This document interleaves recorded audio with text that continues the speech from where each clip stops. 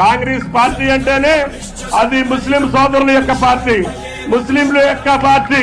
అది ఆ పార్టీ మీ సొంతం. మీ యొక్క హస్తం లేకుండా కాంగ్రెస్ పార్టీ ఎప్పుడు కూడా అధికారంలోకి రాలే. ఇప్పుడు మళ్ళీ వస్తుంది అంటే అది ముస్లిం సోదరీమణుల యొక్క త్యాగం అని చెప్పి మీకు ఈ సందర్భంగా మనం చెప్తున్నాం. ముస్లింలు ఎక్కడుంటే అక్కడ అన్ని నియోజకవర్గాల్లో ఈనాడు కాంగ్రెస్ పార్టీ గెలవబోతా ఉంది. అంటే మీ యొక్క అల్లా దయ, అల్లా కృప ఈ